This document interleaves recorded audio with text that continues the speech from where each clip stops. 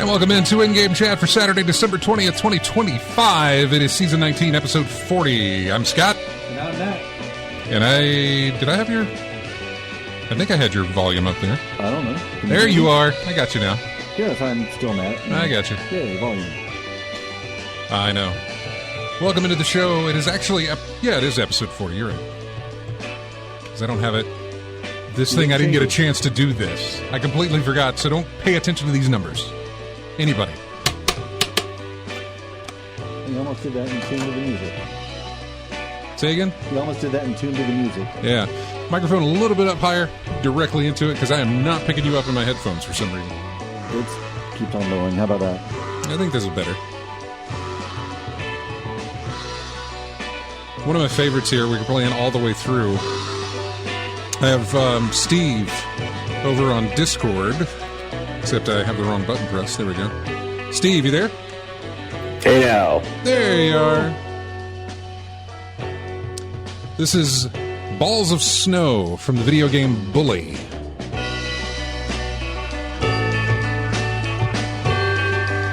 It's been a while since I talked to Matt. Hey, yeah. It's been a minute. Been a real minute. I think the last game we played was like Aliens Colonial Marines. whenever that came out. It scarred me so bad. It wasn't the greatest game. No, but it was fun. I appreciate Co-op makes anything fun. Yes. Oh, yes, it does. I appreciate both of you being here today. RJ could not make it, and this is the last show we're doing for the year. This is it. We got, 2 more weekends until we got next weekend, the weekend after, no show here for those. And so I appreciate both of you being able to find the time to join us and be on the show. Yeah.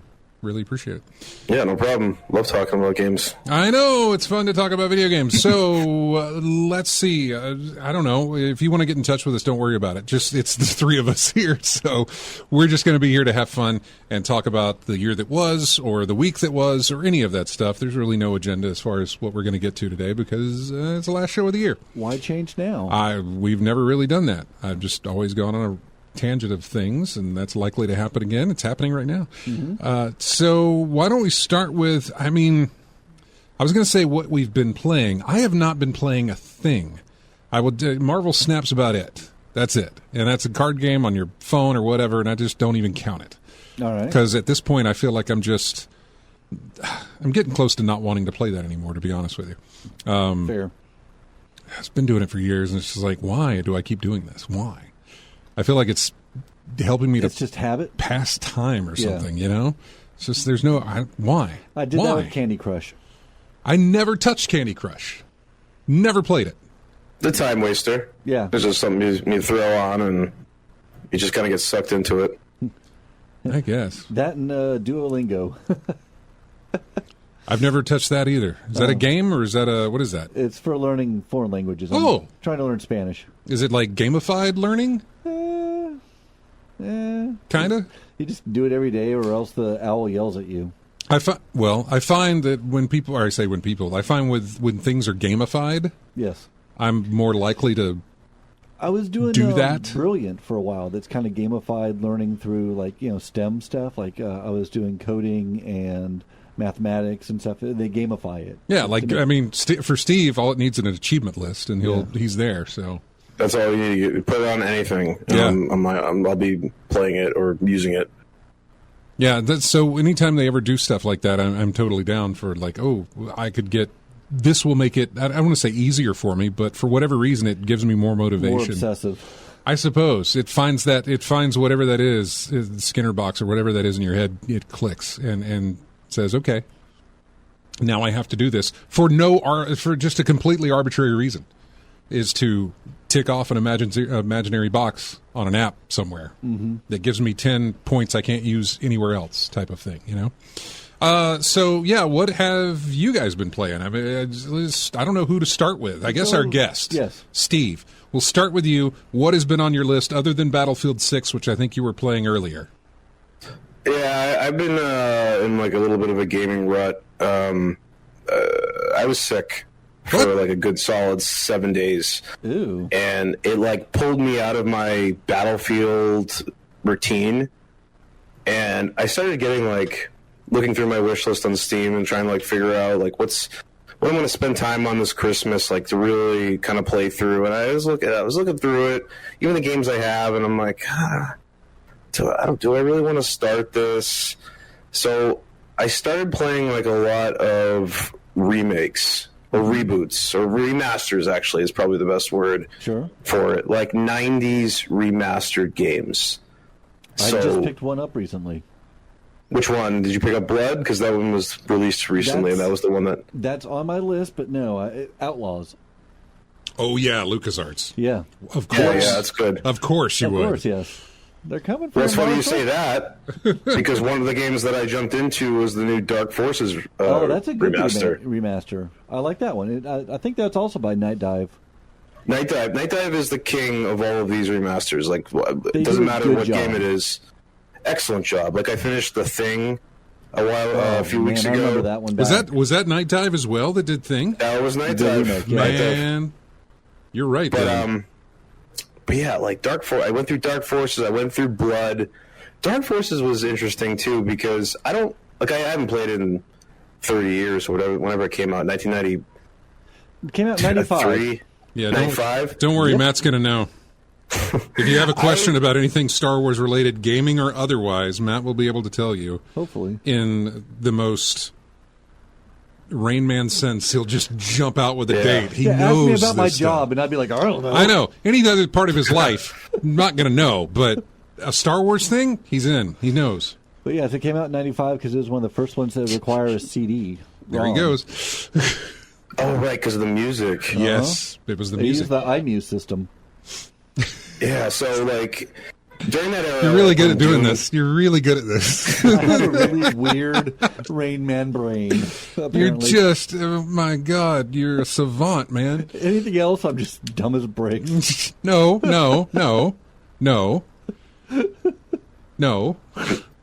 You can bake very good.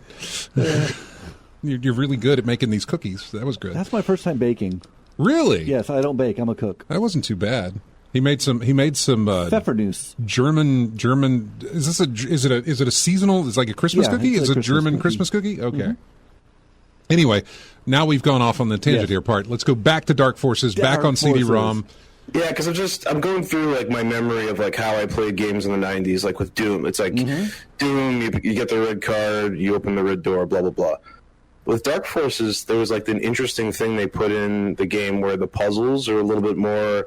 I don't remember this at all, by the way, from like the 90s, but I'm playing through it, and it's like, okay, I got to find this key card off like this officer, this stormtrooper or something, and then you got to look in your PDA, and like 3 little symbols show up, and you have to actually use those symbols to open doors or like start computer systems and everything. And I'm like, wow, like I don't remember this... When I first played it, I just remember like killing stormtroopers and be like, "Oh, it's a first-person shooter in Star Wars, so this is great." They did change that, didn't they? Change it up a bit? Didn't they do something to where it's a pretty faithful? Or am I thinking? I'm thinking of Dead Space, the remake of Dead Space. Maybe the remake. I think they changed up stuff there where the monsters weren't always where they're at. The monster closets were mixed around. They didn't always come from the same location. There was a lot of retreads with the Dead Space remake. Like that was one of my complaints about it. Is like I knew exactly where all the beats were going to be. Like as I'm playing through it, it's like one of the more recent remakes. It's like why remake this? You know, the technology hasn't changed that radically. Yeah, it's like why are we doing this now? Unless you're going to like relaunch it and like continue it from a different, you know, like do Dead Space 2, but do it completely different or take it a different new engine. It's kind of the way I feel about the upcoming Black Flag for Assassin's Creed. There hadn't been enough technological advancements. Well, there's that plus maybe a gameplay because the gameplay changed with Origin. It did, but then Odyssey, then Valhalla. But at the same time, they've never remade an Assassin's Creed game, right? They've never gone back. The handheld ones, they did sort of. Well, they moved the handheld. 3, they ported. They did a. You're right. They did do 3, but why not go back to the original? Why not go back to the first? I don't necessarily. Agree. Yeah, I don't necessarily know that you need to go back to one of the most perfect games I think I could ever tell you about is Assassin's Creed 2. That is one of the most Assassin's Creed perfect games Yeah. that has ever been done.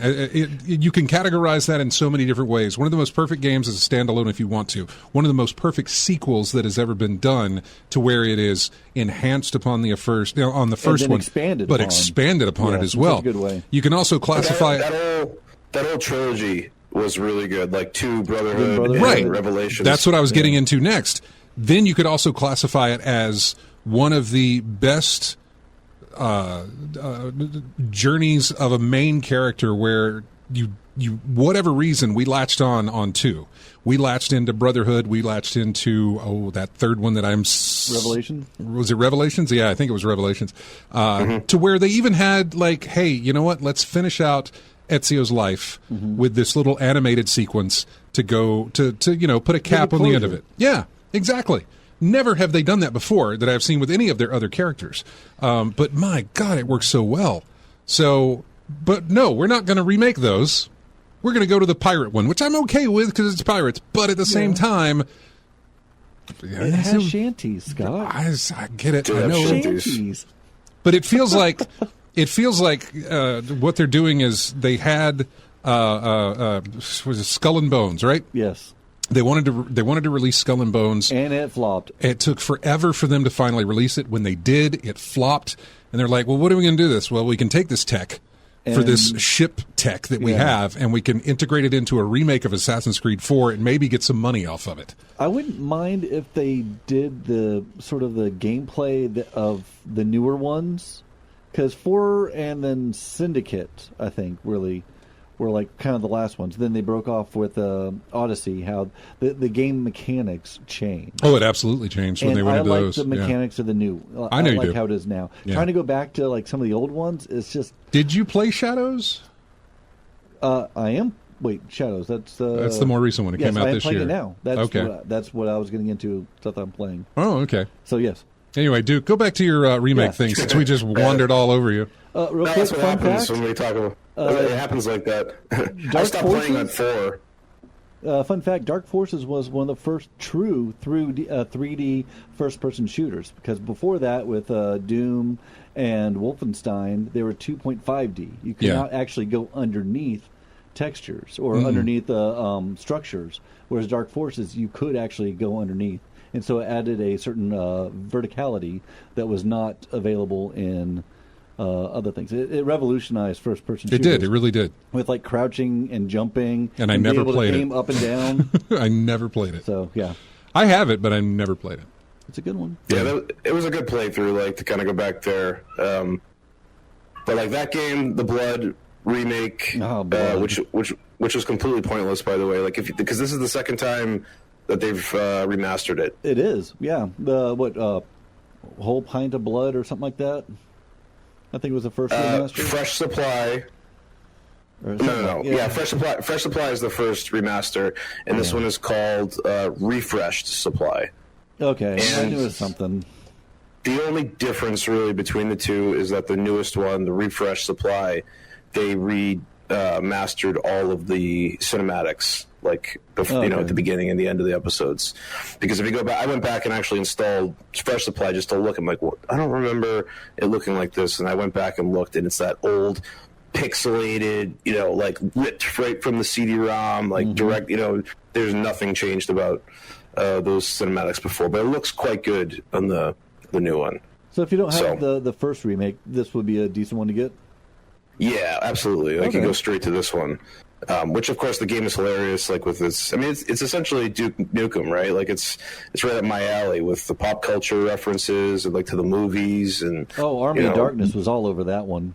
All over it with the mini hands and the break the mirror and the little blood guys come out of it. Yeah, it's I live again. Is the first thing he says coming out of the grave. Yeah, it's great. It's fun, but.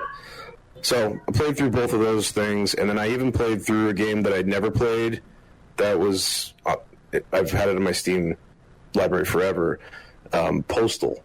Oh yeah! My God. Oh my goodness! Never played it. 1, 2, 3. Which one? The first one? The first one. So I vividly remember like the controversy. About it too, like because it is such a like weird play because all you're doing is just killing people. Like that's like there's no top-down isometric.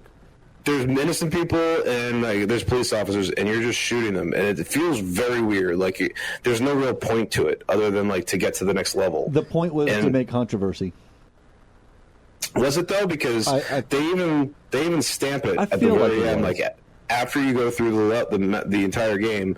At the very end, there's like a little tiny short video of the guy shooting up a school. And like school kids are like running out. Good Lord! Yeah, like it's and I'm like looking at this a different time. This is like what spawned like the whole Columbine discussion around this time because it was in '97, right? Like it was the same year, and I'm like, oh my god! Like I can't believe this game exists. Not just exists, but like spawns sequels that like people bought. It's wild, like playing through this, and it made me feel like the Modern Warfare level. Remember? Call of Duty? What? Not a real Russian or No Russian? No Russian. That's what it was called. Yeah, that's the airport level. Yeah, that's the airport level. It made me feel like that, like when I was, and this is the graphics aren't great, right? So this is like '97, but still, I'm like, what am I doing? Like just going through this game. Very weird game to play, especially after playing like Blood and in Dark Forces, where there's like a point in the story, and it's there's a little bit of a tongue-in-cheek thing with Blood. So hit up those 3 games. This is what I'm talking about. Like I'm kind of like in a gaming rut, and then I'm like, I remember some other games from the '90s that I haven't played in a while that are sticking in my head, and I went and looked at my account, and lo and behold. Night Dive remade it, or remastered it, and then released it for free if you already own the game. Heretic and Hexen. Oh, yeah. Just excellent. Like I think there's even a couple of games in there that I haven't played anymore, but I started playing that, and like all of the dialogue is like just hitting me like full-on nostalgia, like from just remembering when I played it 30 years ago. I keep saying 30 years ago, but it's really, what is it, 20 let's see. Dude, it may as well be 30. Ago. Yeah. Splitting hairs, really. I remember when those came out. So I'm in the middle of that right now. I haven't finished that one yet, but that is just like playing through like as a wizard, and like there's actually classes and magic. Same deal. Magic and these weird demon enemies that are coming at you. It's just really neat to kind of go back and see, especially having it in. Ultra wide resolution, which is what I play at. So yes, back in '98, when I was working in Montgomery Mall here in Montgomery, I was working at the video game store. I was working in the other mall at that time. Yeah. I'm almost positive. It's before I came over to the other. Anyway, yeah. Go ahead. id Software did Quake, right? And they released Quake demo on CD. Yeah. Which was the first level of, the first, like how they used to do the software demos back in the day. It was World 1, then you have the other worlds. Yeah. On the CD, they had their entire library up to that point. And all you had to do was just, like, crack the CD. Oh, yeah. I remember that, and so, like, you just get on the internet back then and find this code, you put it in, and you have their entire library. Yeah. I don't mind saying now, like so many years later, it's been long enough. I don't think they're going to come after me because I have since bought all of those games on Steam, legit. I don't think they care. Yeah, I don't think they care. But yeah, I remember doing that, just like getting all. That's how I played Heretic and Hexen, was through the software CD demo of Quake. I don't think I ever owned the game. I think I had the same thing. I had just the demo version of it, so I only had the first level, and I can only go so far through it. But having it now and just kind of going through it again is really just neat to kind of see this look as good as it does, and it's just hitting all the right spots. Because this is the kind of weird state I'm in, like with gaming. Like I was trying to think of like the next thing that I'm really excited for. Like I'm going to drop everything for. And like I'm just in a weird spot with that. I don't really. There's like very few games I can think of that are even in development that I would do that for. And I got mine. Yeah, I know which one. You got yours. I want to hear yours, but like even on my wish list right now, there's stuff that I thought that I was going to be really excited for that I still haven't bought yet.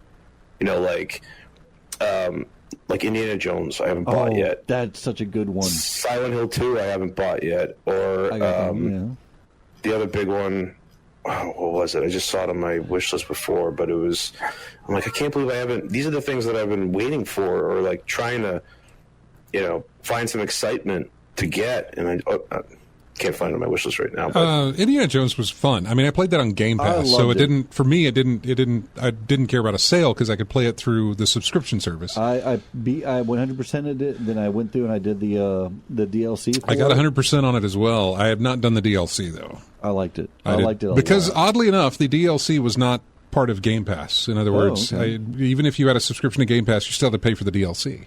And I just thought, maybe it'll come eventually, and I'm still kind of sitting around for that, but I mean, Troy Baker does a fantastic job. It's just really well done. It's really well done. Like a good indie adventure, and I get puzzles out of it, which I love. Puzzles. I love I love environmental puzzles. I love just puzzles in general. There's some I was like trying to figure. All right, let me think. Is the DLC more puzzle, or what? I mean, there's some puzzles in it. I mean, there's some, but is it more focused on puzzles? Is it more focused on combat or exploration? I mean, where does it? Exploration and puzzles. Okay, so if you were to put it in it's more exploration, followed by more puzzles, followed by more combat. The typical indie combat. Okay, yeah, all right.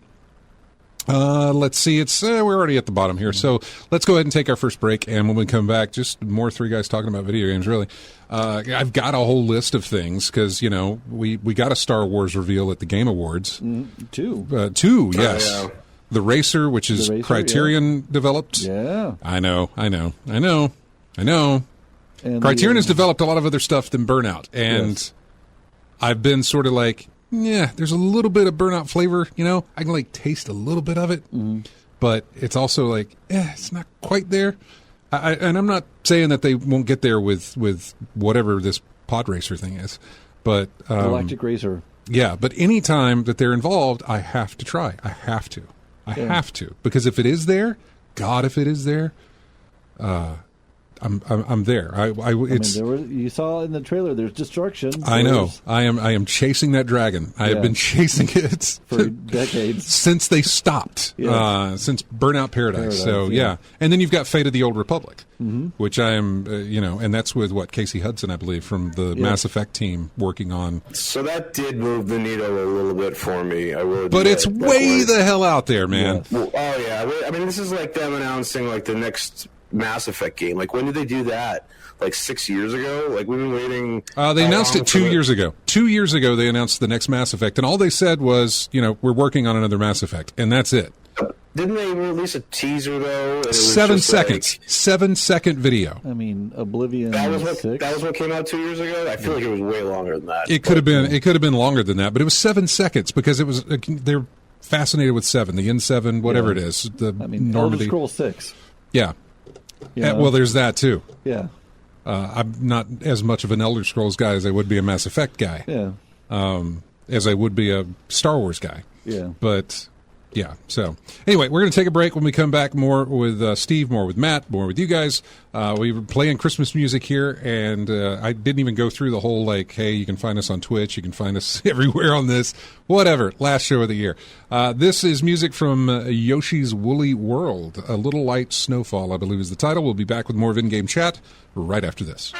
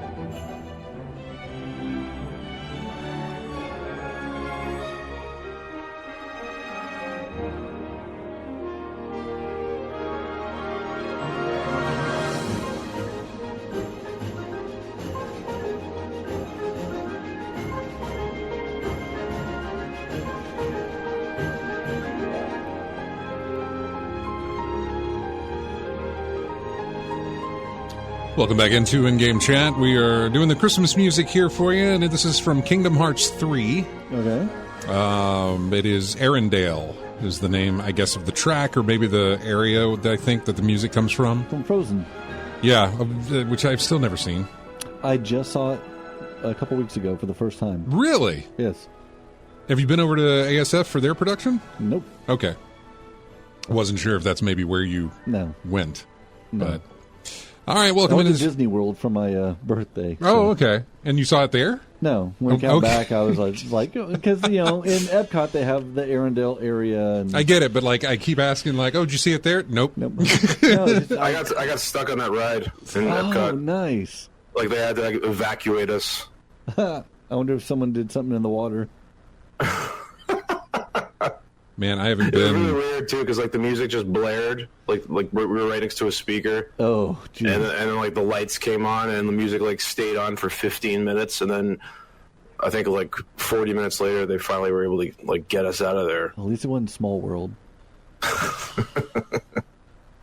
It doesn't matter. No, It doesn't matter if that sticks or not. The song, the music will. One ride is all it takes to embed that into your brain. But I haven't been to Disney since 87 or 88. I haven't been since November.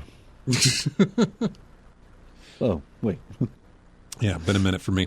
Anyway, welcome back to the show. So we haven't talked to Matt to figure out what he's been playing. I mean, it's probably a long list, but go ahead down the line. Start wherever you want to. Jeez. I'm going to stalk his Steam page while he talks. Yeah, go ahead. Sure, yeah. Like I said, Indiana Jones, I did that. Really loved it. Went all the way through with that.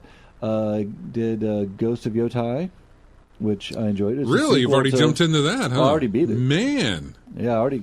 You're on top of gaming. I am so just when it came out, I loved Tsushima so much. Yeah, and I really enjoyed it. I think that's the next one I'm going to jump into on my PC, but it'll be a minute. It's not out yet for the PC. Tsushima. Oh, Tsushima. Okay. Yeah. Did you not play that one? I got the director's cut on my PS5 and played a little bit of it, but didn't stick with it. And then I eventually picked it up on PC on a sale. Okay. And I'm probably going to play it there. I really like the series. I also grabbed a PlayStation 5 controller, a DualSense controller, for the PC. Okay. So I will also be able to play that on there and experience the way it's supposed to the way the feel. controller works with it, like it's supposed to. Yeah. And I'm sure you're wondering, well, why would you do that on them? Just because? Sure, yeah. But yeah, I did Yotai, beat that. Playing AC Shadows, and for the most part, I'm going through the extra island for the DLC. And that's on sale, and I've been considering it. Okay. I think it's on sale for $35. It was weird because I started Shadows, then I picked up Yotai and played through all of that, then went back to Shadows. Really doing your Japanese... well, that, and I'm trying to be all right, no, wait, this was this game, this was that game, and trying to, they kind of the gameplay mechanics kind of fuse a little bit. Do they kind of cross over a little bit? In my brain, in your brain, they do. Yeah. To where it's okay, I have to remember now that this isn't Yotai, this is Shadows, and stuff. But been enjoying that one. Because of Scott, I picked up Ball X Pit. That's right. I showed you the demo. I sent you that demo. I was like, Matt. Yeah, you said try that. And I'm like, all play right, this. Whatever. And then I'm like, all right. Just try the demo. Play it. It's like Is it Breakout and Vampire Survivors had a baby. Arkanoid. Yeah. Arkanoid and Vampire Survivors had a baby here, and this is what they produced. So you should play this, and you did, and you liked it. And I'm. Is it everything you wanted it to be? I'm going through because it's working. It's a lot of fun. It worked its magic on me, man. I 100%ed it. So yeah. Where are you at currently? So as I beat kind of a level and get more cogs to go further down the pit, I go back to the previous levels once I open up characters. Okay, you played it like I did, which was every time I opened up character, I went back to the original level and played all the stuff. You get bonuses. You do from those little, and so now I'm finishing out the second to last. I wouldn't tell the one with the bunnies. I wouldn't tell you how to play a game, but I will say you're playing it the right way. Okay, yeah. Now I'm doing it with the bunny level. Where they have the bunnies. It's kind of like you're in a cathedral. It feels like. It's like the second to last. Whoa! I know the one you're talking about. They're the ones that can catch your balls. Yeah. And then they shoot the magic arrows that follow you around. Yeah. Those they've also got an enemy type that will catch your special balls. Yeah. And you have to destroy them in order to get your special balls back. Yeah. Yes. So yeah, you've made it pretty good. Yeah, you've got one more level. I think. One more level. Yeah. I've unlocked all the characters. Yeah. And cleared out the entire field for your homestead. Now I'm just trying to figure out like how I want to manage that. Yeah, there's some good tutorials online as far as like how you want to put resources all your stuff. Yeah, exactly. Yeah, and I'm going through trying to find like the best combination of balls to fuse together and evolve that I really like. So you've unlocked everyone. What? See, a lot of the time, there's a couple of characters that I just can't stand playing with, and I'll take the guy that plays the game by himself and pair him with those other people just to beat it. Yeah, and I'll just go through that level, please. I don't want to. I don't want to mess with these other. I don't like the way those other characters work. Yeah, you go ahead and do it. Really, there's only one. It's the guy who plays the game turn-based. Yeah, the strategy one. Yeah, where the strategist? Strategist. Strategist. Yeah, thank you. Strategist. Words are hard. Strategist. I'm laughing at you, but you know that I screw that stuff up. So I have no absolute room to poke fun in that regard. But the strategist or strategist for some, he just right. You fire a ball, it does what it's supposed to do, then you move forward. Yeah. You fire, everything stops. You fire your ball, it does what it's supposed to do, then you move forward. Really takes a long time to play with that method. Yes. So I put the tactician in there who plays the game by himself. Let him pair him up with him, and like you do that. I'll go off and for half an hour do something else. Empty the dishwasher or put in a load of laundry, whatever. I'm going to step away while you finish this, or I'll just go browse the internet while it's playing. So yeah, I used him a lot in that regard, but never honestly.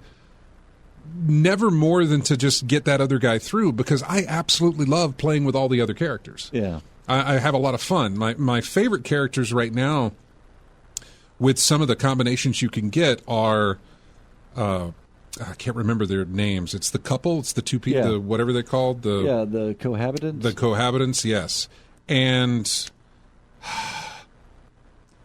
the. Man, I got to have them in front of me, and I know you've got your Steam Deck with you, but I've got to have them in front of me to know which one it is. It's another one that goes well with that one, like pairs very well with their special ability. Yeah, both of theirs going together, and I can't remember what the name of it is. But eventually, you have a bunch of baby balls going all over the place. Was it the mummy one? It's not the mummy. It's dang it, I don't know. I'm going to have to look at characters. Yeah. Ball pit characters to tell you. But I've been, you find certain characters that their traits sort of mesh well with they others. Absolutely. Yeah. Especially when you can evolve their balls. Yes. I know this is weird to talk about, but when you can evolve their balls into almost... Have you unlocked all of your passives? In other words... Not all the passives. I'm still missing... But I'm talking about... 3. So I know you've got the one where you can take 2 characters in a level. Yes, that way I have. Do you have the one where... Okay, so you have all the buildings? Yes. Are you sure? Because I think you get more buildings in the next level. Oh, well, I don't have any more question marks in the building aspect.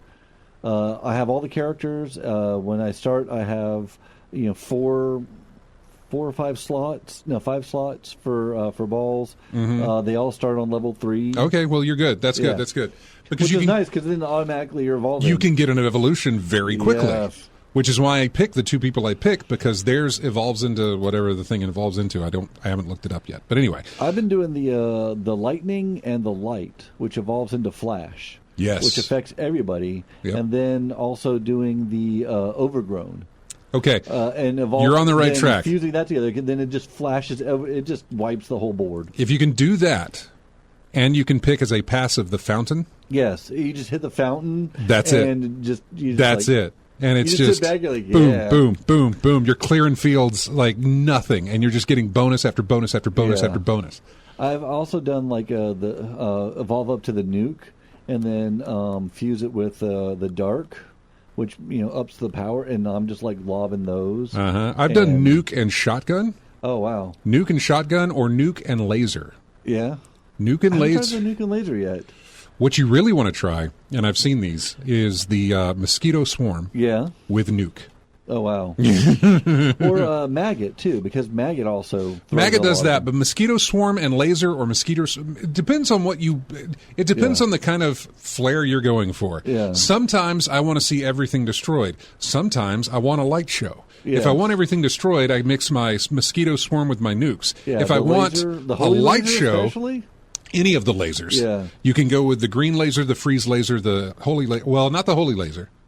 But you could do that, I guess, if you wanted to. Yeah, because that's just vertical and horizontal. It is, but I think diagonal. you could probably do that. But I usually go with whatever that green is. Oh, like the I can't remember the radiation. the or whatever. radiation, yeah, radiation beam or freeze beam Yeah. with the mosquito swarm, and it is seizure-inducing almost. Nice. The way it just fills the screen with flashes of light. Yeah. And it's really, really cool. So I'm really glad you're enjoying it. I know you're close to the end. I know, like, starting out, one of the ones that I didn't like, but I've kind of gotten a little bit better on, was the one that shoots from the back of the screen towards you. You're right. Because with that one... You get your balls behind everybody. It's behind very everybody, tough. And if they start advancing on you, and they get you're like, you have to go through waves of waves of waves to get to the people close to you, Mm-hmm. that one can be tricky. Trying to remember the best pairing for that one is there's one of the other characters, while the balls shoot from the back, there's another of the other characters that says that once balls reach the back of the screen, they immediately return to you. Yeah.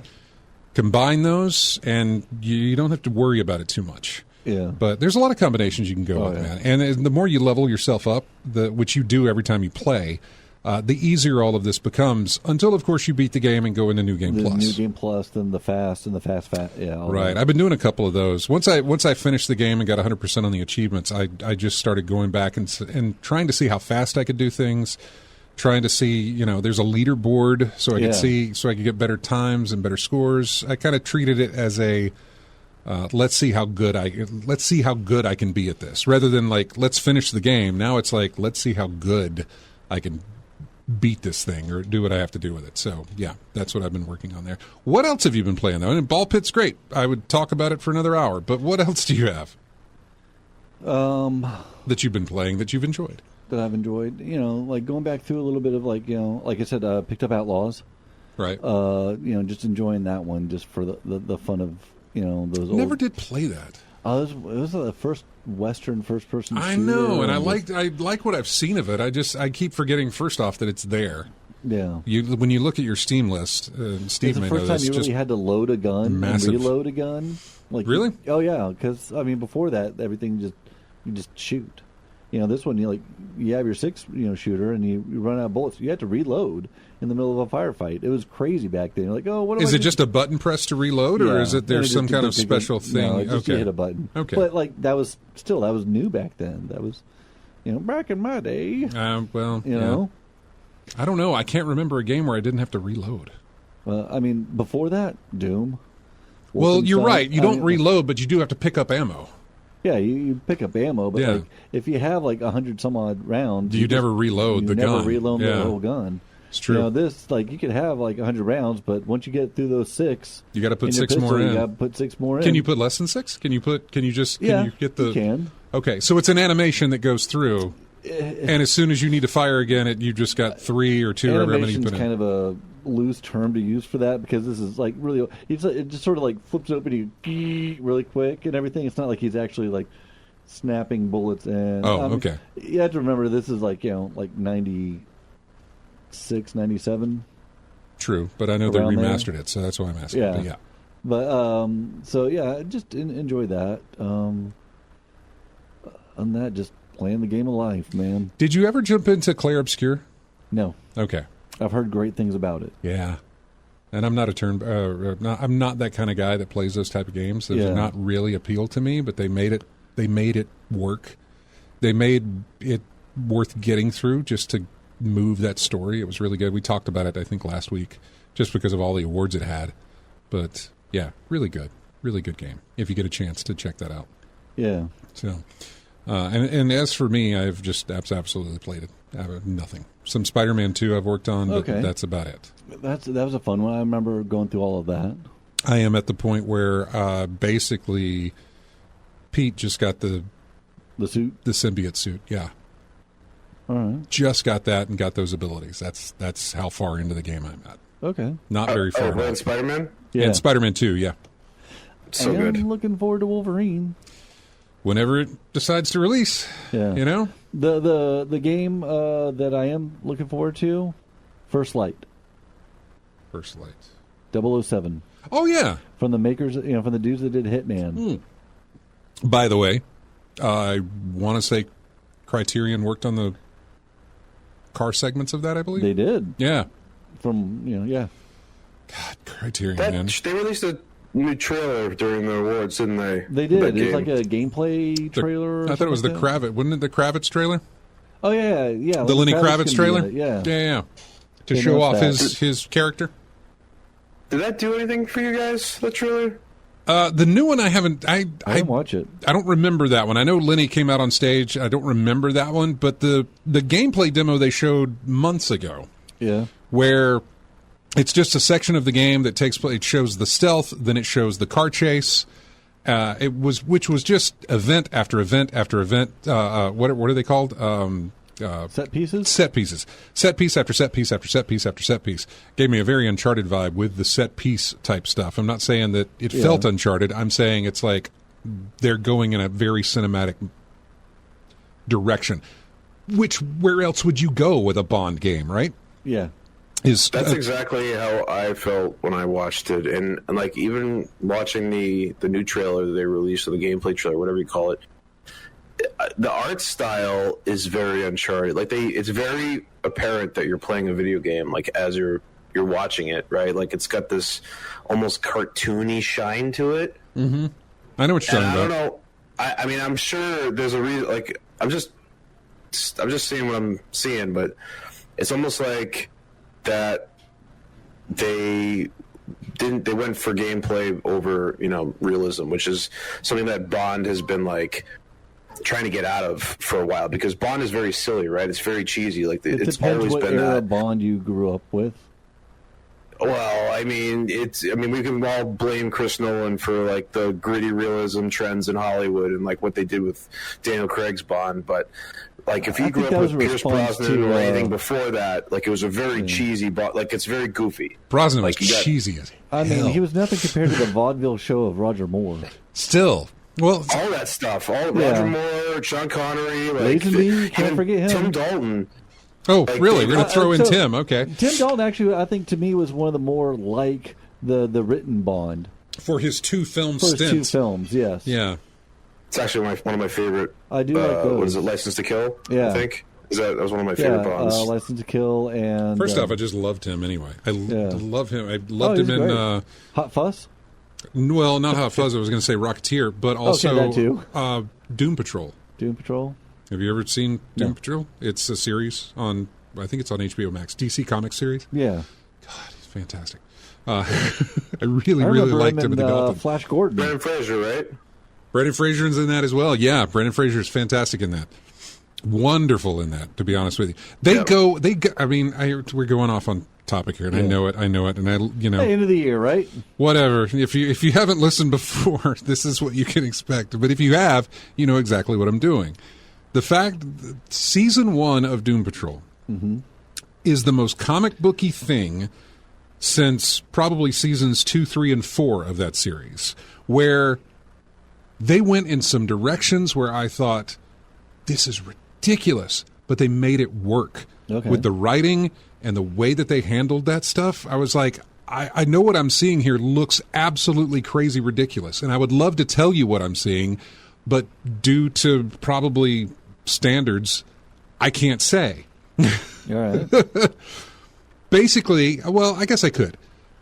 At some point in the series, a bunch of butts, and I mean butts, with legs, start chasing everybody around trying to eat them. Yeah, why not? It's the craziest, stupidest thing you've ever seen. But for some reason, the writing and the way that they handled that really worked. Okay. It was unbelievably how crazy it is. I mean, but you could come up with a crazy idea, but if I you was write in your it. way I was to in it. Being logical, then God, It's know? really good. It's really, really good. And Timothy's in it, and he's fantastic. But anyway, moving on. Yeah. Because we don't have too much time left. So First Light, you're kind of like what? I'm there. I'm not. I am 100. I am there to play it. The only Hitman reason I brought series up the cartoony gameplay is because I'm happy they're going back to not. I mean, I don't know if it's going to be cheesy or not, but it looks like it's going to be Bond in his regular his Bondness? original form. Yeah, his Bondness. His Bondness. Yeah. It's not something that I'm going to probably pick up day one. Like if it's on a Game Pass thing, that I'm there. But I know people say what you will about pre-order. I've already pre-ordered it. You can pre-order if you want to. It's your money. You do what you want with it. Yeah, exactly. I'm not going to give you number one crap on Hitman. I love the World of Tomorrow. I have so many hours in that game. Right. It is such a fantastic game. It to me, it's fantastic. I love it. I know you love that. I'll go through there and I'll just try new things out and to have a Bond, which I grew up on. I have all the series. When I was in basic training, I got to leave Lackland Air Base for Thanksgiving, and what I did is I went to go see Die Another Day. On my one day offside of that base, I went to go see a Bond movie because that's who I am. Okay. There's no shame in that, my friend. I'm not shaming you on that. I was watching the 20th Bond film, and I wasn't getting yelled at. It was a perfect day. That is perfectly fine. Go for it. Enjoy it. Yeah, so I'm a big Bond fan. I've been to Piz Gloria up in Switzerland. I've been to some of the sites in Jamaica. I kind of want to dive the wreckage of Thunderball, the plane that crashed in Thunderball. You could dive that. Yeah. Yeah. I like Bond. Okay, then. Bond reminds me of that Die Another Day, just because you brought it up. That's the one where he surfs with that so bad. windboard, right? It's one of the worst special effects shots, I think, in horrible. Hollywood history. It's so bad. It's very bad. That's like pre-Lord of the Rings, and it still looks terrible. It really looks terrible, man. I love it. Bring up Lord of the Rings as the gauge for CGI, but 90% of that film was practical effects. And the ones that sometimes I can't even tell. Yeah, no, it was really good. It was. They did very well. Forced perspective, when you're talking about the different stuff, but that scene in Die Another Day, that takes you out of it. It's okay, what? First of all, I think did they create a tidal wave from an explosion and then he surfs on it? Is that what? Yeah. Is that what my from memory? what I remember, yeah. Okay. Yeah, it's just burned into my memory forever. We're at the top of the hour now, so we'll put a cap on that conversation and likely not come back to it. But we'll jump into anything else you guys want to talk about. I collected some news. What do we have? We have lists, right? So we got the 50 best games of this year from this is from Polygon, but we also have this says the 176 video games that only sold one copy in 2025. One copy? One copy. I have no idea how that works. But I was hoping we'd have another list that says these are the worst video games of the year. Also, the Steam sale is going on. I don't know if you guys are kind of keeping an eye on some prices there. To see if you want to pick something like that up. My library is so huge that there's so many games I need to play. Has anybody bought any RAM lately? I'm in the market. I'm about to. Good luck. Yeah, I know. You might as well do it now before it gets even worse. Not looking good. Okay, well, we'll be back with more of In-Game Chat here in just a bit. We have music here from a video game based on the Polar Express. I know. But that train sequence is actually really, really good. Anyway. This is Christmas Lights. We'll be back with more of In-Game Chat right after this.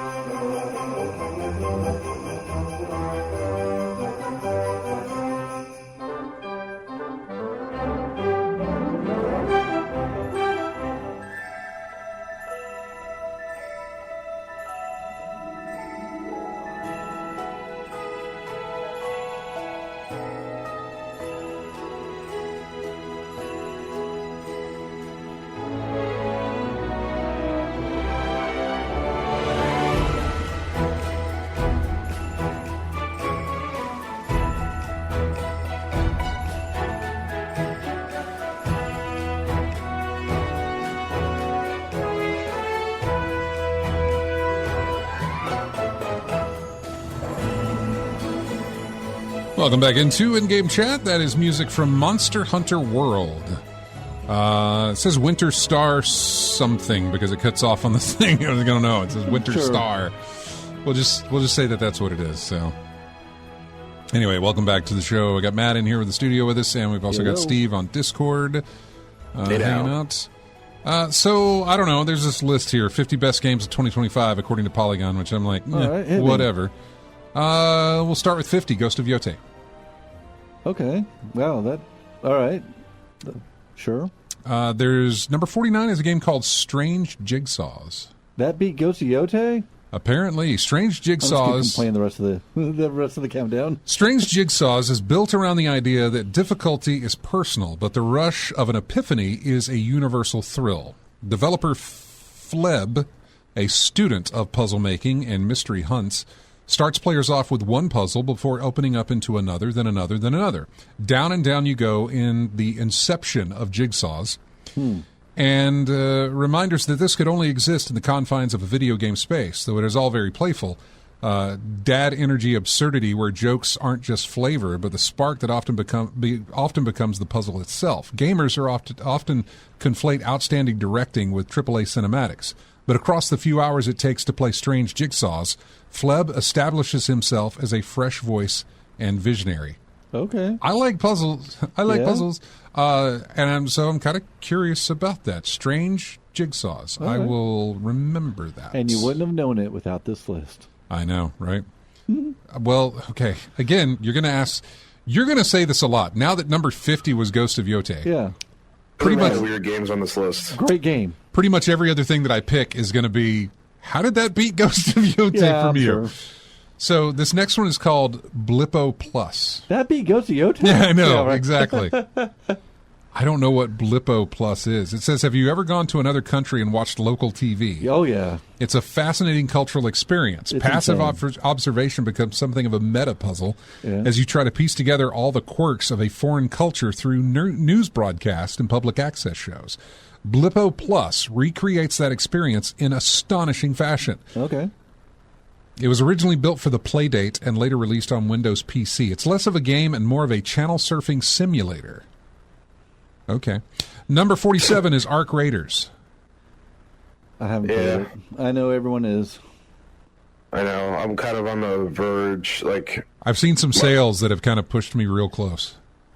yeah, because it's cheaper than like what I spend on Helldivers now, and you know, my gaming group is trying to contemplate whether this is going to be our next game or not. Okay. Number 46 is This Seat Taken. It's another puzzle game Okay. where you have a certain amount of seats and a certain amount of people, and those people have very specific needs with where they want to sit, and you have to place them all in the correct places. This stuff kind of reminds me a little bit of like the games I played growing up. Before we had AAA games and stuff like that, we would have stuff like that. That, like, all right, yeah, I could see that. I mean, if they can tap into that sort of childhood that you're talking about, Yeah. then there's Things were simpler back gold then. in them there hills, is what I'm Yeah. saying. People will jump on that. Nostalgia kicks are huge, man. Oh, they You are. know that. Wait, what? Mr. Nostalgia himself. Number 45, Digimon Storytime Stranger. I don't do the Digimon stuff, so I have no idea. I think the kids like them. Number Yeah. 44, Fantasy Life I, The Girl Who Steals Time. Huh. I'm not sure about that one. Man. Here's one that I bought earlier this year and have only played once, but number 43 is Nubby's Number Factory. It's cheap, man. Yeah. $3, and it looks cheap too, but apparently there's some gameplay that's behind there. I need to get back into that because Sure. I played just a little bit of it. I'll read you the description here. It's time to clock in for work at the Number Factory where your job is to make increasingly large numbers. Oh, and if you fail, the sun explodes. This No pressure. This hilarious hyperbolic sequence or consequence perfectly encapsulates the essence of Nubby's Number Factory, which looks like a blend of pachinko and an old-school flash game. So do you have to math? I don't think so. It's one of the most unique games centered around making a big number get even bigger, a genre some have begun calling Balatro-likes. Like some of them begun. Some have begun. It's made by one developer, You know what? Yeah, sure. which is exactly how Balatro was done. Stardew Valley. Same with Stardew Valley, exactly. Number 43 is Tokyo Extreme Racer. Kevin's playing that one. Is he? Yes. God, how's Kevin? I haven't talked to Kevin in forever. I haven't talked to him in a while either. I just life and busy and everything. Man. But like every now and then we get on together and like I know. Hey, how's I it need to going, get bud?" Kevin Yeah. back on the show for a bit. Yeah, he's been doing that one a lot. Number 41, Story of Seasons, Grand Bazaar. I've heard of that at least. I've heard the Story of Seasons, but I've never played them. Number 40 is Consume Me. I'm just going to raise my eyebrow at that. It's a story about eating disorders. Oh. Well, maybe I should play that. It chronicles the life of a teen girl who is hyper-aware of her body thanks to the pressures of society that value small waistlines. You know what? I love my parents, but I think they gave me an eating disorder when I was growing up, as most people my age have. If you don't finish, you got to eat everything on your plate, or else, there's starving kids somewhere in some other country and blah, blah, blah. And, like, to this day, I have to, like, you got to have that happy plate. And, like, I eat way too much. I need smaller portions. This says it's one part... If you can help people with, like, eating disorders or recognizing it or, coping with it, yeah, that's great. For all its food Tetris mini-games and calorie-counting strategery... Strategery indeed. Consume Me doesn't set out to be a health class PSA. More broadly, it's a coming-of-age story about a life defined by obsessions. The fictional version of Jenny is pulled in multiple directions as her priorities keep changing as she grows. Sometimes food is the most important thing in her life. Other times, it's her boyfriend. It's even God for one brief phase. The boldest thing about Consume Me is that it refuses to let players put it into a box. Our biographies don't need to be solely defined by our lowest moments. That's I would not have never known about this. I like that. I'm very down to look into this. I would never have known outside of this. I'm curious if there's not like a PS like, listen, if you struggled with this may not be something you want to revisit or look into. I mean, like I know, like especially after retirement, from the military, like I've let my weight go because I'm not exercising as much. I'm not like doing all the stuff I had to to keep in shape for military service. But like, right. I am the heaviest I've ever been in my life, but I'm working on that to try and get back to where I feel comfortable in my skin. Good. And that's tough for a lot of people. Of course. A lot of people. A little sneeze going on, excuse me. I love to eat. I love to cook. We said earlier, I first time baking those cookies. I'm not a baker. I'm a cook. To me, cooking is like jazz. You could like improvise. You could go. You could like all these things. You could just like throw in together. You don't have to follow the. You don't have to follow the ingredients. Nope. Baking is prog rock. Yeah. It's very technical, very precise, very right. And you just can't improvise. You can't be like, I'm out of baking soda. Let me throw in baking powder. No, you can't do that. So that's how I view the two. I love to cook because I love to eat. But that's how I've dealt with a lot of issues in my life is just eating them. Oh well, yeah, as a lot of people do. So I don't know if they could draw awareness. That's what I love about games. Is like they could put awareness in your brain that you may not have thought about, or just like shine a light so you don't feel like, man, am I the only one that feels this way? Or like like yeah. It's rare that they do. Yeah. But when they do it very well. They do it well. There's some really great story games out there that touch on things. Number 39 is a game called Repo. Okay. Survival horror. Oh, okay. It's not like you're trying. Oh, yeah, I've seen it on Steam. Like the yeah. You're not Number 38 is Dispatch. Okay, that's the superhero one. Yeah, I'm kind of curious about that one. I played the demo and it was very quick. Okay, but I'm really curious about it. Steve, any interest? You haven't hit anything yet that really I'd be like, oh, I'd love to try this. Not so Ghost far. of Yotai? Yeah. No, I mean, like Arc Raiders is the closest thing, and even that is like really so far on the outskirts that I don't know. Like I'll be quick with these next few because I don't recognize them all. Number 37 is Promise Mascot Agency. I don't know. Number 36 is Shinobi Art of Vengeance. Okay, I remember this. Shinobi rings a bell. Yeah. Shinobi I have history with. Number 35, Clover Pit. Any of you play that? Cloverfield? Sounds Clover Pit. Nope.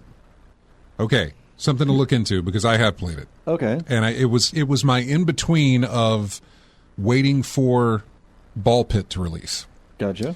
Because it's you in like a dingy, dungy basement with a slot machine. Mm-hmm. And you have a certain amount of money that you have to be able to win from this slot machine in order to advance. Otherwise, you die. So every round, you get to pick a modifier from a selection of different modifiers that do a bunch of different things. And you get to pick those, and you keep trying to build your bank up higher and higher and higher. And there's a lot of... I still have not, peeled all the layers of this thing. Okay. There's a lot to go with it. But I really, really liked it, and I really need to go back to it, because when Ball Pit came out, I absolutely stopped playing Clover Pit. I got to one of the endings of Clover Pit that I thought I was supposed to get to, but the more I read it, I'm like, yeah, that's one that you can do, but there's a whole bunch of other things that you can do by skipping that. And so, yeah, it's interesting. You should look into it. Let's see. This is something that I heard a lot of forum chatter about for number 34. There was a demo. I never got to play it. It is called Trails in the Sky First Chapter. It's a remake. RPG? I believe it is. It's a remake. It says, even though it's a remake, it doesn't preclude it from being a premium RPG experience. Beautifully crafted storylines, mesmerizing world building, remarkable character design, updated visuals, and a revamped battle system make a beloved tale more approachable than ever. So, yeah. Let's see. Number 33, also something I'm interested in. The root trees are dead.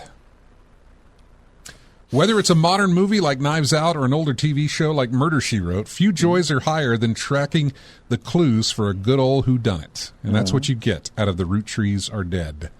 Oh, I do like that. I do. I know. I'm there. Here's another one that I have played and need to play more of, and I really love, the concept of what it is.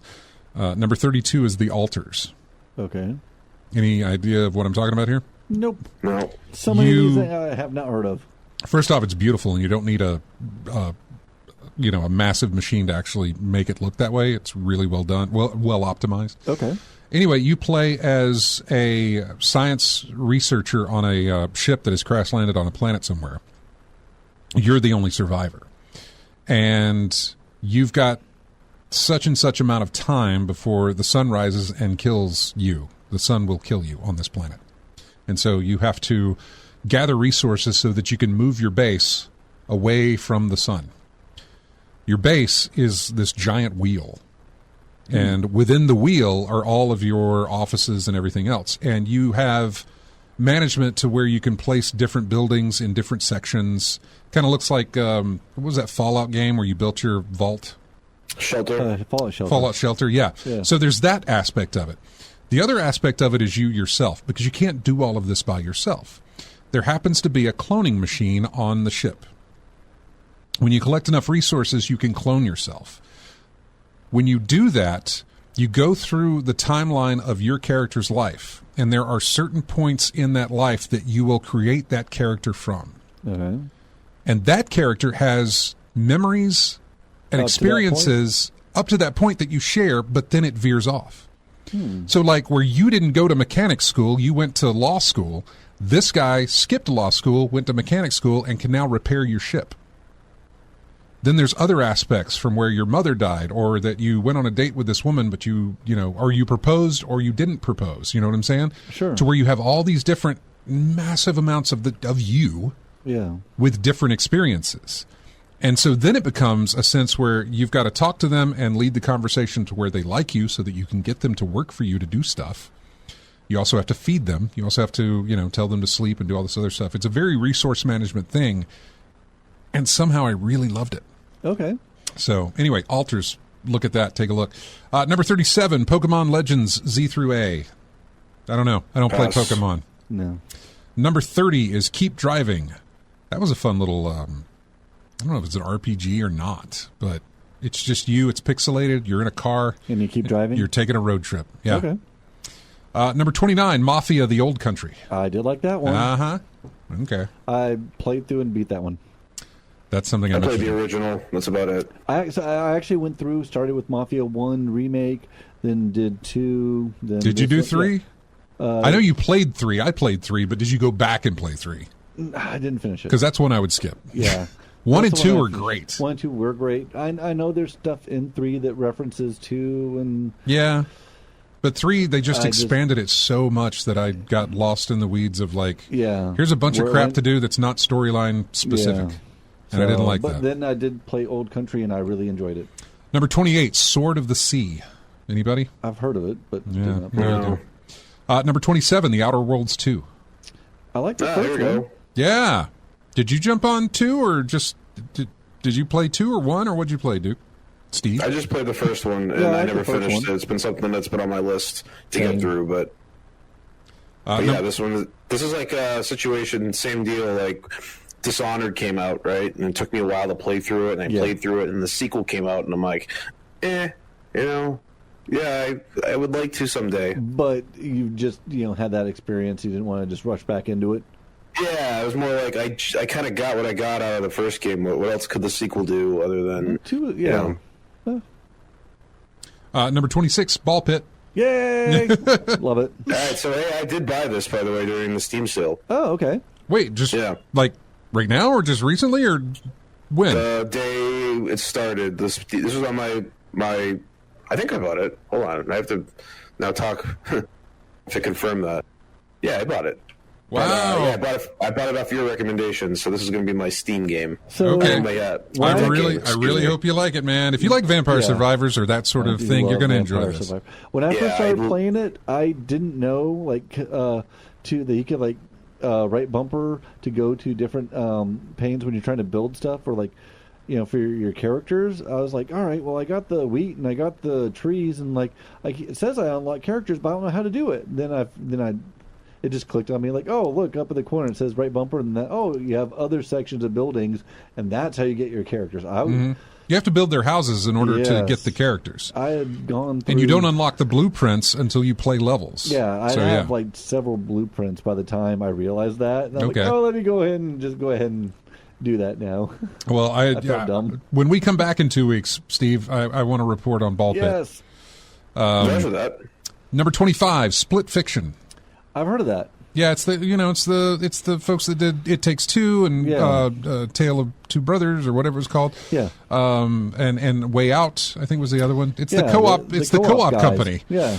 Yeah. What else? Number 24, Megabonk. Didn't play Megabonk? That sounds like a TurboGrafx 16 game, if you ask me. It does. It looks worse. Oh, That's okay because that's the style that it's going Sometimes pixel art and retro stuff is good. for. Megabonk, and I've described it this way. Megabonk is a third-person Vampire Survivors. Okay. In other words, you can move around, but it's all the enemies are coming towards you, and you can move through that, but it's in third person. So instead of top down, Yeah. it's over the shoulder type stuff. Yeah. Okay. Number 23, Tiny Bookshop. Sounds cute. It sounds self-explanatory. Number 22, Death Stranding 2. Okay. Haven't played it. I I gotta be honest, I didn't even know the sequel was out. tried Came the back. first It was one. out in June, man. Yeah. Oh man, I tried the first one, and Kojima is just... Isn't he? he's a weird dude. He is a weird dude. Making weird games. Yep. Number 21 is a game called And Roger. And Roger is a kind of artful storytelling that can only exist as a video game. It isn't just the story of someone dealing with dementia. And Roger wants you to understand what everyone involved in the process feels, and to do it takes creative swings with the basics. Things as simple as readable interface or practical input methods. The opening segment won't let you type your name. The button that lets you forge ahead doesn't work. Text boxes and pieces of gibberish cobbled together from sources completely irrelevant to the task at hand. It's meant to imitate the dozens of cognitive tests given to those who suffer dementia, but also the sense of bewildered frustration that comes with it, of being trapped in a world you recognize but no longer comprehend. So this would go back to your whole thing with the Consume Me game. Something that shines a light on a part of life that people sometimes have to deal with, and something that you may never have to deal with or experience, or maybe you will. And I don't know if it prepares you for that, but at least it gives you a better understanding of it. Number 20 is 2 Point Museum, which is the museum, it's the 2 Point Hospital, 2 Point University, 2 Point Museum. It's all this like you build a museum, you place workers in it, you build exhibits. It's that sort of thing. Number 19, Mario Kart World. Okay. For Switch 2. That's about right. Yep. Number 18 is Umamusume Pretty Derby. Okay. Sure. It's the one Let's where go with that. It's the one where all the girls race on a horse track. Sure. Okay. It's huge. It's been really well received. Number 17, Donkey Kong Bonanza for the Switch 2. Donkey Kong game, yeah. I don't have a Switch 2, so no. This one I have can't. an unopened Switch 2 that I need to open. You and me both, my friend. I bought it at launch. It is still in the packaging. I bought a GameCube controller with it, still in the packaging. I bought 4 game controllers with it, like pros. So I don't know. Like I think I anticipated there being more excitement in this house for than it actually ended up being. Yeah, we're in the same boat, my friend. Number 16 is a game called Ooh, I guess. It's 3 O's with one that has an umlaut over it. Ooh. Yeah. Ooh. Yeah. I don't know. They say it's in the same vein as Celeste and that game called VVVVVV, whatever. Oh, yeah. And Box Boy, by the way. Number 15, Kingdom Come Deliverance 2. I picked that and the first one up on a sale, and I started the first one, and it's interesting. It's very historical. Very sim-like in the historics, yes. Very big on, like, you know, I'm like, hey, wait, Wenceslas, and like, oh, yeah, this is a lot of European history right here. Number 14, a game called Peak. All right. Oh, yeah, that's a huge trend this year. I'm not surprised to see that. Yeah, I actually would have thought that'd be in the top 10. Yeah, it's the co-op climbing game. Number 13, oh, God, I need to pick this up. Is it Lumines? Luminous? It's Luminous, isn't it? I think it is. Yeah, Luminous Arise, the recent version of that title that I played for the very first time on, like, I think it was my PSP. Oh, wow. Way back when. Yeah. Yeah. Number 12, Elden Ring Night Rain. Okay. Yeah. Number 11, The 100 Line at Last Defense Academy. I don't know what that is. Number 10, Baby Steps. Sure. That's another one like Peak. Yeah, you're right. Right, it's just a climb. Number 9, Silent Hill F. Okay. Or Fugue, I believe, maybe is what that's saying. The thing looks like yeah, it looks like that to me, but maybe it's not. Number 8, Hollow Knight Silk Song. Okay, Hollow Knight game, yeah. Number 7, Kirby Air Riders. More Switch 2, I'm assuming. Now here's a neat one at number 6. I can't believe Kirby beat Mario Kart. Yeah, I guess it did. Well, Mario Kart World was more of it's Mario Kart. Yeah, it's Mario We just Kart. added a couple more places or little areas and kind of open world it a little bit. Yeah, Mario Kart. Yeah. Number 6, which is very surprising because now I'm curious as to what number 1 was going to be. Number 6 is Claire Obscure Expedition 33. Okay. Number 5, Avowed. Did you yes. play that? I didn't play it, but I've heard about it. Yeah, it was on Game Pass, so I played it. I played the hell out of that game. Yeah. And I still didn't finish it because I had to go through every corner of the map to reveal everything that I could. And it took so long to do. I think I got to the 3rd map, and I was just like, I'm kind of tired. I'm kind of tired of playing this. I really am. Number 4, Indiana Jones and the Great Circle. Yay! Love it. Absolutely love it. Number 3, Despelote. It belongs in the museum. I think is the name of that. Despelote. It takes just 2 hours to play, but in that brief span of time, you get a universal memoir about childhood obsession. An on-the-ground documentary about the nation of Ecuador during a moment of both hope and crisis, a metafictional exploration of the creative process, and last but definitely not least, the best first-person soccer control scheme ever devised. This breathtaking gem of an indie and is played from his perspective, the creator, as a soccer-mad young boy during Ecuador's qualifying run for the 2002 World Cup. Oh, geez. Okay. You know what? I love that indie games are getting such love on this list. I added this to my wish list. It's overwhelmingly positive on Steam. Yeah. Indie games will be our savior, to be honest with you. I'm almost positive. Yeah. Given the skyrocketing Everything cost of everything. video games now. Number 2 is Hades 2. Okay. Yep, makes sense. Number 1, what do you think it's going to be?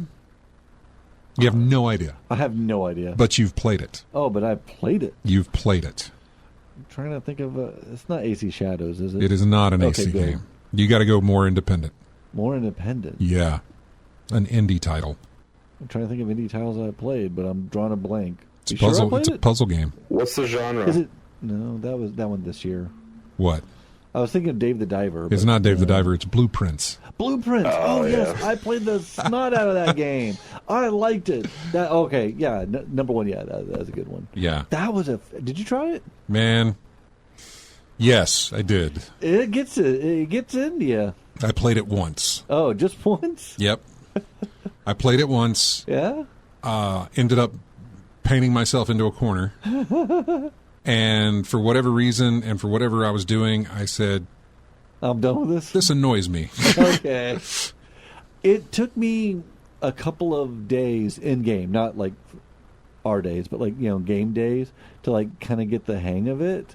And then once I started to do that and like started to understand, Yeah. then I'm like, oh yeah, I'll eventually go back to it because I've heard that, because that's the thing. I'm like, you've got to, it doesn't hold your hand. there's It's a just- hook here, and I Yes. haven't found that hook yet. Yes. It's like there's a couple of games that have done that for me, and I can't remember which they are, but there are games that I will play, and I'm like, And I'm just not I think feeling the it. puzzle of it and the story of it and the background and just everything. I think you would really dig it. I mean, I did. I played it once. I got to this room that had a telescope in it, and it took Oh, me yeah, the forever observatory. to figure out how to Yeah. do it. And by the time I figured it out, I had wasted so much whatever that, and then I Well, luckily continued it's on. just- yeah, I mean, like there is time. Time does tick in it, but like it's more your steps walking in and out of. Yeah, rooms. I know. And that kind of that weird resource management of like how many steps do I need? Oh, look, I could use this to get more steps, or I could there was a lot to that game, and and when you unlock because when you get to the antechamber, like your grandpa said, and you unlock that. That's not even the end of it. That just opens up a whole new section of like, oh, there's more to this. Mm-hmm. There's a lot more to this. Okay. Well, I'm trying to remember the other game that I'm afraid to play this because of exactly what you described, like the hook and trying to. There was another game that came out a while ago like that. It was hugely puzzle driven, and it took me a while to kind of get sucked into it. And I'm blanking on the name right now, but it had like gorgeous. Like landscapes, and like you go to these different areas to try to solve the puzzles. it's not The Witness, is it? It is The Witness. Yes, Oh it is. God, you picked a Jonathan Blow game. Yeah. Which I got whatever I want to say about Jonathan Blow. The guy can make a puzzle game and Yes. can make an absurdly difficult puzzle game. Yes. That is a game, and I talked about it with RJ on this. I think it was last episode, because he had at the Video Game Awards he announced his new game, Okay. like the Chronicles of Star or something like that. I can't remember. Beneath the something of Star. I can't remember what it's called. And it's got like 1,000 puzzles, over 1,000 puzzles in his new game. Anyway, I talked about The Witness, and I talked about how I really enjoyed The Witness until the puzzles got so frustratingly difficult that I picked up a walkthrough Yeah. and said, I do not care that I am having these puzzles solved for me. I just want to get to the end of this.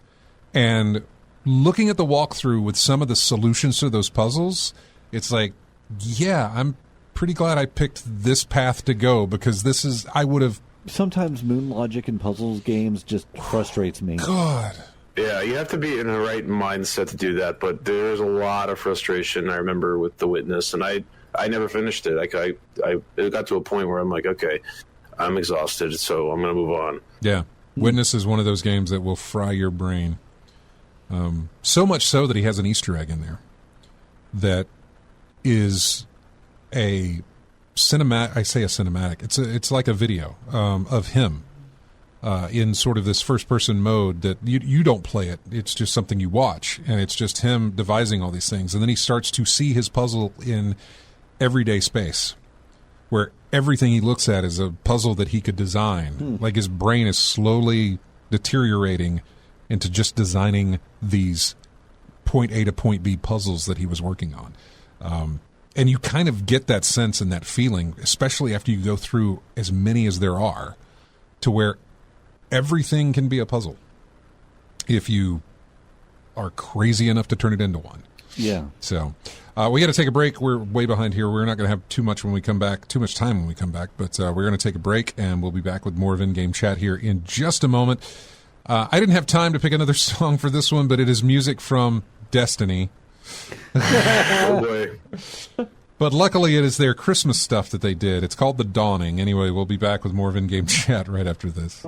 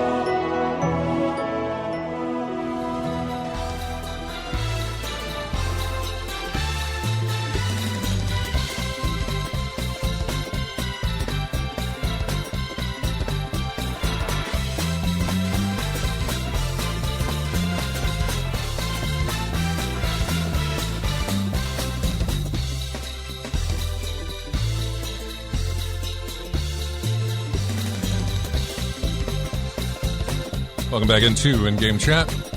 During the break, me and Matt were swapping baking recipes. You laugh, but we were kind of going over that.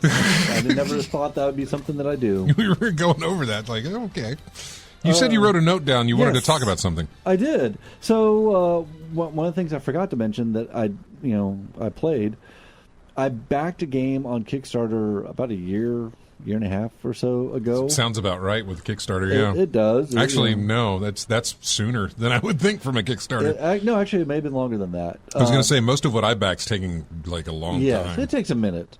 But it was a remastered version of the Broken Sword, or I guess if you're on consoles back in the PlayStation 1 area, it was Circle of Blood.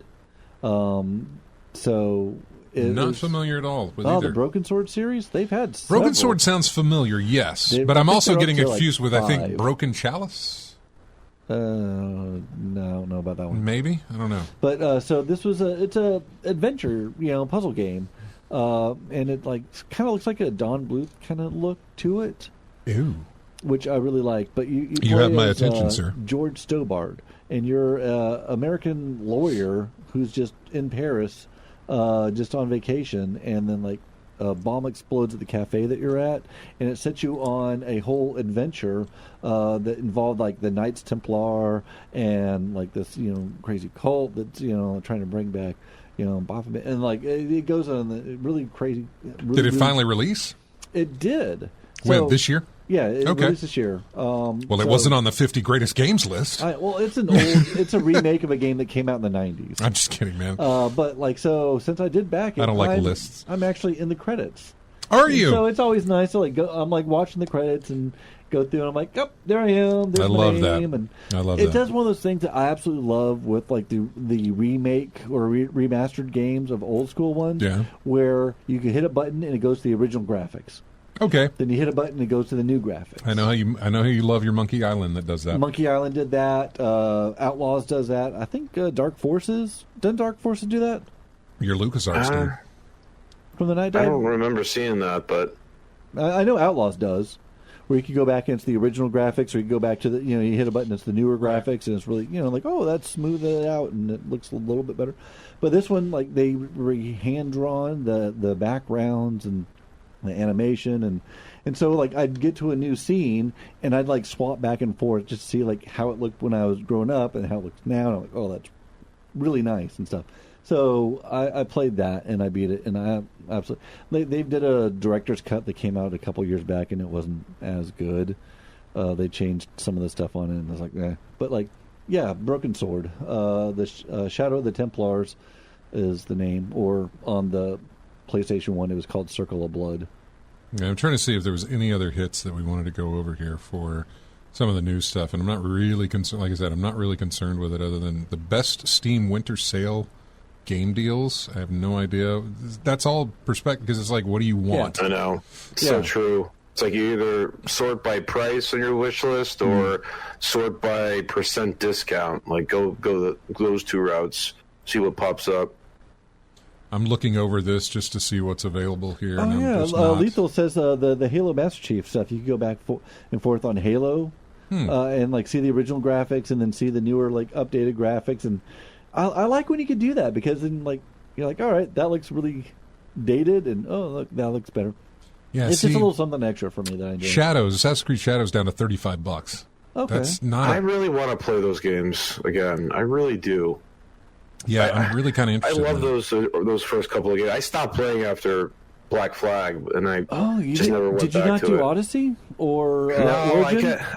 I was really discouraged with how they had all this lore up in the trilogy that we discussed earlier. Yeah. You know, the Ezio trilogy, and they were taking it in a direction. And I'm like, I'm really fascinated with like where they're going, because there's like three things, right? Like you get the past gameplay, like you visit all these, incredibly historic areas. You have the present day story with like involving Desmond. And then you have the one that combines both of them with this, the weird, I forget, the people, like I don't know what they call, I forget what they were called, but like the Watchers or something, or the and they had some lore around that, and I'm like, I really want to know where that's going, because there was some cataclysmic event that everything was leading up to, and then they kind of abandoned that in Assassin's Creed 3, and then when they didn't even touch on it at all in 4, I was like, I don't know if I want to continue this franchise anymore, and I never picked up I think the one that came after Black Flag 2 was like critically bombed. Yeah, like Rogue was it had an awful launch. Yeah, Rogue was I can't remember what the name of it was. Unity was bad. Yeah, because it was Unity. Yeah, they Unity screwed was just that terrible, like from the get go. They went back and fixed that, by the way. Just so people know. I mean, I know it's decade now, but they did go back and fix that. I like Black Flag, but I hate the part in the modern world where you're at. Oh, me too. That was just like always the worst. I'm like, no, get me back to my shanties and my swashbuckling. You're in like a computer company, right? Like you're walking around. It's basically and you're at Ubisoft. Yeah, you log back into a or computer. EA, yeah, you know. And I was like, what am I doing? And at least I agree with you there. With Origin, Odyssey, I didn't do Mirage. I didn't play that one. I did. I heard that was really short. I don't know, because I haven't finished it, because I've kind of starting with Origin with lost the newer interest. ones. Like they don't spend as much time, if at all, in the modern world or whatever. Yeah. At least there's that. But I did like Origin. I did like Odyssey a lot. And I like Rogue was the other one, right? Like Mirage was the one that is the one in the Middle East. Origins in Egypt. Origins, Odyssey, and Valhalla. Oh, Valhalla, yeah, that's another one. Yeah. Which, by the way, that is $5 on Steam right now. Oh, is it? Assassin's Creed Valhalla, okay. $5. I do like how with Shadows, it allows you to, if you have the other ones, you could play it from that, like when you load up Shadows, it's like, which memory do you want to go to? And it has Origins, it has Odyssey, it has Valhalla. So you can like go back and forth from that sort of hub. They're kind of doing like a hub world of Assassin's Creed. When you launch it, like, all right, which memory and which time frame do you want to go to? Is it based on if you've played them before, or is it just... I think it's if you own them. Because I was able to go through, like, even though I launched Shadows, I was able to go to Odyssey. I mean, I owned them, but I haven't necessarily played them. would it still recognize that? That I'm not sure. And I don't know how much of it is cross. You don't know what it's right, yeah. Because some I have on PC, some I have on PlayStation. So I understand. I don't know, but that's at least something. Interesting. Well, that was. Yeah, these would be good deck games. I'm kind of interested now that we're talking about it. I might, for $5, I'm gonna pick some of these up. Yeah, I think Valhalla is $5 on Steam. If I remember right, and it's the base game. Yeah, that was cool. I like Valhalla. I played that, but not. I got to. Oh, jeez, it's all slipping my mind now. I got to the part where you're actually in Asgard. Okay. In that game, and oh my god, you go to Asgard? You do, and it's a massive map. It is, and it's vertical, and it's I mean, I'm here. Interesting. Yeah, exactly. Yeah. I'm doing the Viking thing. Yeah. And all of a sudden, you hit this thing where you actually go to Asgard, and there's another map that's just this big, huge place. And I thought, Jesus Christ, so much stuff. Big. Yeah. So yeah, they're really good about opening up those things. Yeah, it's really funny too because now I'm looking at all of them, and I'm noticing that they remastered like Assassin's Creed 3. They did. So, They did, which I didn't think deserved a remaster, to be honest with you. I mean, if you were going to remaster that, you just need to remake it because the story wasn't great. Yeah. I feel like they botched the landing on what they were trying to do with the trilogy that we thought we were supposed to have. Like, you got to wrap up Desmond's thing because you keep losting us, which is you throw more questions than you do answers. So maybe we're getting an answer here, and we don't, and it really annoyed me. Yeah. Yeah. The other big problem with the third one too is like they try to cover too much time. Like they wanted to put all these historical figures. Yeah. How do we get like everyone from the Revolution in there? Exactly, and then they just bounce around. Like sometimes I think like the story jumps forward like 50 years or something. So that you can get the next name. The main character. I know it didn't really work for me. It didn't hit me like. But you were coming off Assassin's Creed 2, which I just told you was like the best of the best. How do you follow that up? In gaming, not just the Assassin's Creed series. Yep. So that was a big letdown for that. Although Syndicate, I was like, that's great. I'm happy. Syndicate was interesting. Yeah. The two different characters you could switch between. The setting was my favorite. Through London. Yep, that was my favorite as far as the setting and stuff. And then the little flashbacks into World War One. Yeah. Well, flash forward. Or flash forward. Syndicate was London. What was the France one? That's Unity. Was it Unity or Rogue? No, Unity was France. So which one was Rogue? Okay. Rogue was Unity would be France because you're like the French Revolution, I believe. Oh no, Unity. Okay, so this is interesting. There is a character in Rogue that shows up in Unity. Yeah, weren't they trying to cross? They were, they were. There's a character in Rogue that shows up in Unity. Rogue, they're a child. In Unity, they're an adult. Okay. And there's a brief mention of the moment from the previous game. The way they did that was really ridiculous. Rogue was released on previous gen consoles. Unity was on next gen only. Yeah. So it's like wherever you're going, man, you've got an Assassin's Creed, but you need to pick one that you're going to go with. You know, it was kind of annoying that they did that. So. I think that's going to wrap it up for us, guys. I really appreciate, Steve, you joining us. Matt, Steve. I appreciate you coming in and baking cookies for everybody. You guys have a fantastic Christmas and a great New Year. And it's just been a wonderful year again, and it's been wonderful for everybody in the chat room. Thank you so much for joining us. Lethal Migraine's in there. We got Thar, AC Wraith.